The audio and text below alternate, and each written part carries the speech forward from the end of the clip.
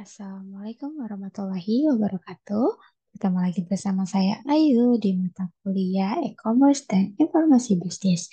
Nah, saya adalah salah satu dosen yang mengajar mata kuliah ini pada program studi manajemen. Di pertemuan pertama,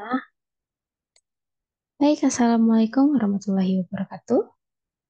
Bertemu lagi bersama saya Ayu di mata kuliah e-commerce dan informasi bisnis. Nah, saya adalah salah satu dosen yang mengajar mata kuliah ini pada prodi manajemen.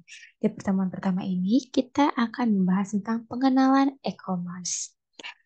Kita harus memahami terlebih dahulu apa sih pengertian dari e-commerce. E-commerce atau singkatan dari electronic commerce secara umum merupakan kegiatan bisnis, perniagaan, ataupun perdagangan atau jasa yang berhubungan erat dengan konsumen, manufaktur, internet service provider, dan pedagang perantara intermediaries dengan menggunakan media elektronik. Dalam hal ini, media elektronik utama menggunakan internet. Oke, konsep e-commerce ada lima. Yang pertama, automation. Yang kedua, ada streamlining atau integration. Yang ketiga, publishing. Yang keempat, interaction dan transaksi. Kita bahas dari automation dulu. Otomasi bisnis proses bagaimana pengganti proses manual seperti proses enterprise resource planning. Dan yang kedua ada streamlining atau integration, yaitu proses yang terintegrasi untuk mencapai hasil yang lebih efisien dan efektif menurut konsep just in time. Yang ketiga ada publishing. Nah, publishing ini kemudahan berkomunikasi dan berpromosi untuk produk dan jasa yang diperdagangkan, seperti konsep elektronik katalog. Lalu selanjutnya ada interaction. Interaction ini yaitu pertukaran informasi atau data antar pelaku bisnis dengan meminimalisasikan human error dengan memandang konsep elektronik data interchange. Selanjutnya ada transaction, yaitu kesepakatan dua pelaku bisnis untuk berinteraksi dengan melibatkan institusi lain sebagai fungsi pembayar, seperti konsep electronic payment. Nah, perkembangan e-commerce ini mengalami beberapa pengembangan, mulai dari perkembangan e-commerce di Indonesia, perkembangan e-commerce di luar Indonesia atau di kancah internasional, dan faktor pengembangan e-commerce. Nah, kita bahas dari perkembangan e-commerce di Indonesia. Di dalam perkembangan e-commerce di Indonesia memiliki tantangan-tantangan seperti kultur dan kepercayaan. Nah, kalau di internasional, menurut survei dari IDC, pertumbuhan e-commerce di luar Indonesia mencapai 800% sampai dengan tahun 2005. Di dunia maya sekarang terdapat lebih dari 2.100.000 rupiah image dan lebih dari 128,3 juta existing page.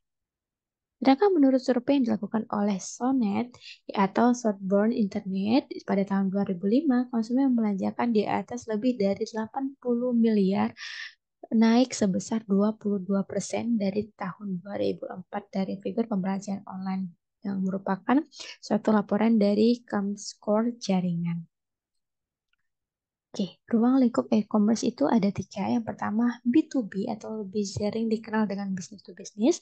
Yang kedua ada B2C yaitu business to consumer. Dan yang ketiga ada C2C yaitu consumer to consumer.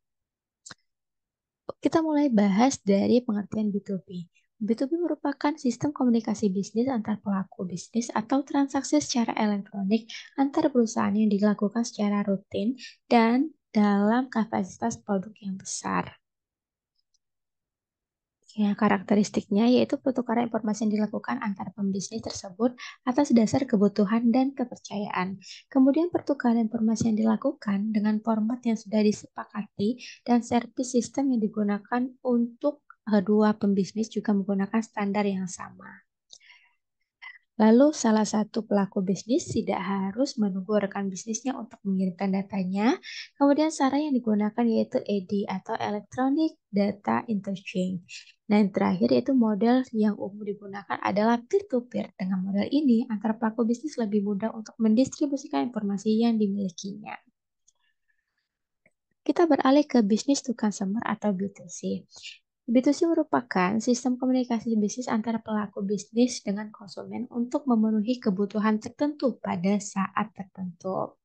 Nah, karakteristik dari B2C yaitu informasi disebarkan secara umum, kemudian pelayanan yang diberikan bersifat umum sehingga banyak digunakan oleh banyak orang dan pelayanan yang diberikan berdasarkan permintaan. Konsumen melakukan permintaan, maka pelaku usaha harus cepat dan siap merespon permintaan konsumen tersebut.